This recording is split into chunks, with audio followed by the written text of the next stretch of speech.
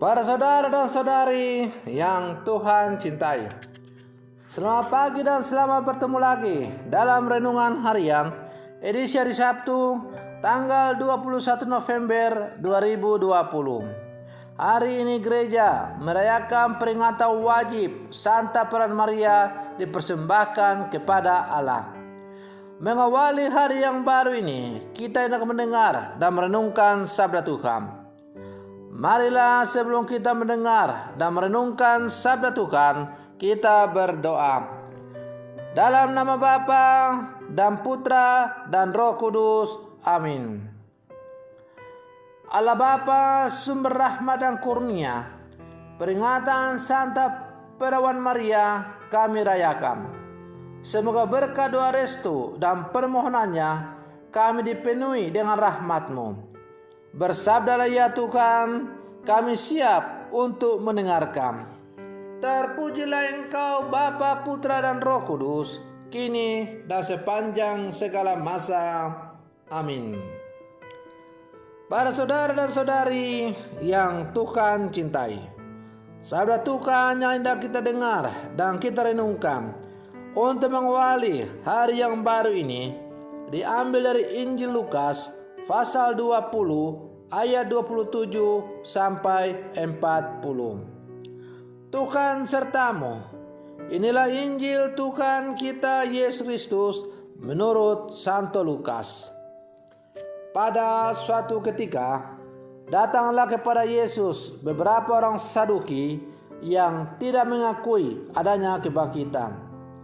Mereka bertanya kepada Yesus, "Guru, Musa menulis untuk kita perintah ini. Jika seorang yang mempunyai saudara laki-laki mati, meninggalkan istri, tetapi tidak meninggalkan anak, maka saudaranya harus kawin dengan wanita itu dan membangkitkan keturunan bagi saudaranya. Ada 7 orang bersaudara. Yang pertama kawin dengan seorang wanita, lalu mati tanpa meninggalkan anak.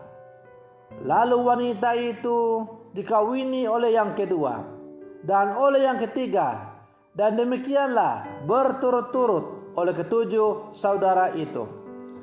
Mereka semuanya mati tanpa meninggalkan anak.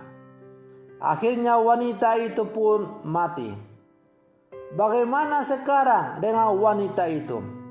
Siapakah di antara orang-orang itu yang menjadi suaminya pada hari kebangkitan?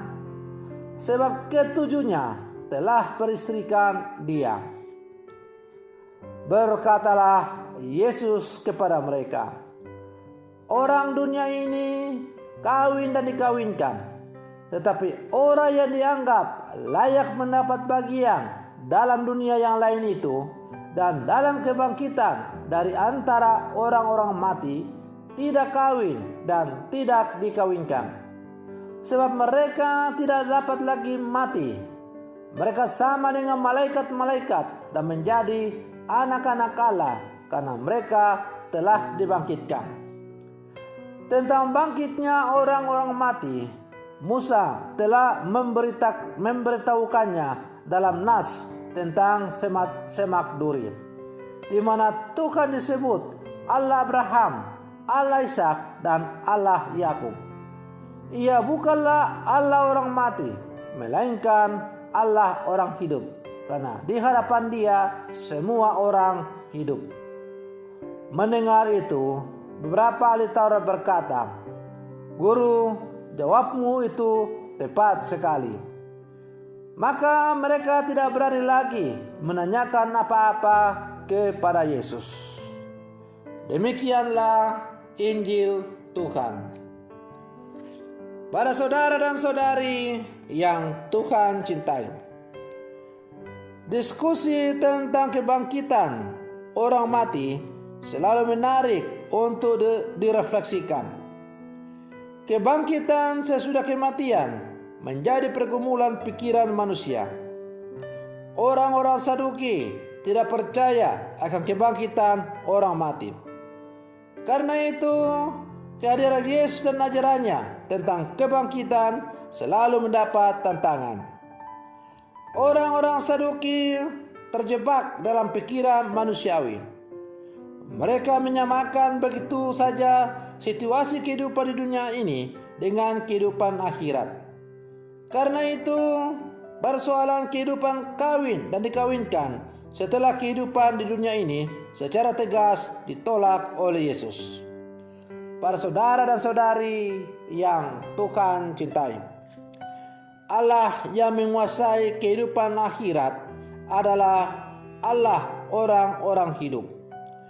Allah yang memiliki kuasa memberikan kehidupan kekal bagi yang percaya. Maka Allah yang kita sembah adalah Allah bukan Allah orang mati, melainkan Allah orang hidup. Karena Allah yang kita sembah adalah Allah orang hidup, maka semua orang yang percaya kepada Dia akan hidup bersamanya. Saudara dan saudari yang Tuhan cintai, dengan gagasan ini Yesus hendak menegaskan perbedaan antara kehidupan di dunia ini dan kehidupan kelak. Jadi, pemikiran tentang kawin dan dikawinkan tidak terjadi dalam alam surgawi. Satu-satunya yang terjadi di kehidupan setelah kebangkitan adalah persatuan secara paripurna dengan alam. Kita akan memandang wajah Allah yang sebenarnya, karena kita telah dibangkitkan dari antara orang mati.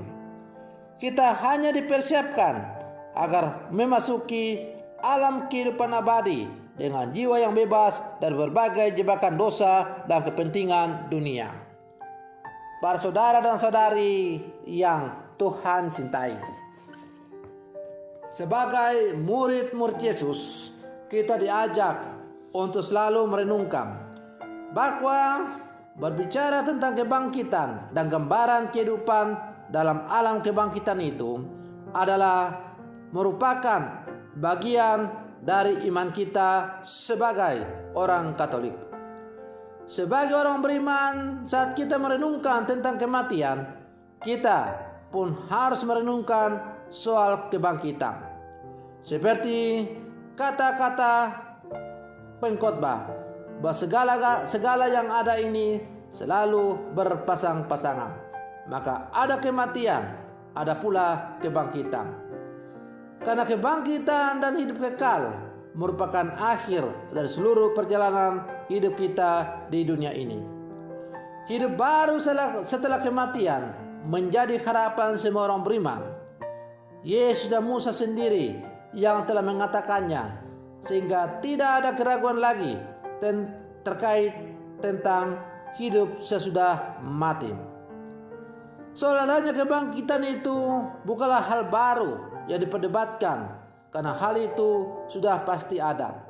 Bahkan Ia sendiri disebut sebagai orang yang sulung dari semua orang-orang yang mengalami kebangkitan. Oleh karena itu kita diajak untuk dekat dengan Allah. Tugas kita adalah berjuang untuk hidup sebaik-baiknya, menjalankan firman Tuhan dengan penuh sukacita dan taat kepada kehendak Allah, sambil terus berharap bahwa kita semua dengan bantuan dan taat kepada bantuan kerahiman Allah diperbolehkan mengalami hidup kekal tersebut. Hidup kita sebagai orang beriman sepenuhnya untuk Kristus dan telah menjamin keselamatan kita baik di dunia ini maupun di akhirat nanti. Oleh karena itu, tepatlah kata-kata Rasul Paulus bahwa baik hidup maupun mati kita hanya untuk Kristus. Para saudara dan saudari yang Tuhan cintai, kematian bagi orang beriman tak perlu kita takutkan. Karena bagi orang beriman kematian bukanlah akhir dari kehidupan ini, tetapi merupakan awal hidup baru di mana kita hidup berbahagia bersama dengan alam. Tetapi yang jelas bahwa kehidupan di dunia ini berbeda dengan kehidupan sesudah kehidupan di dunia ini, atau di alam kebangkitan itu. Kalau kita di dunia ini kawin dan kawinkan, maka minum dan sebagainya, maka di alam kehidupan lain, kehidupan orang-orang yang bangkit itu, bila kita diperkenankan untuk masuk, kita tidak lagi dikawinkan atau kawin atau dikawinkan, karena kita telah dibangkitkan, kita telah dibebaskan dari tubuh kita yang fana, mendapat tubuh mulia serupa dengan Kristus. Para saudara dan saudari yang Tuhan cintai, karena itu sebagai orang-orang beriman yang hidup di zaman sekarang, mari kita setia di jalan salib kita masing-masing. Semoga kita pada akhirnya nanti layak memasuki hidup berbahagia bersama dengan Allah. Semoga demikian. Selamat pagi. Tuhan Yesus memberkati.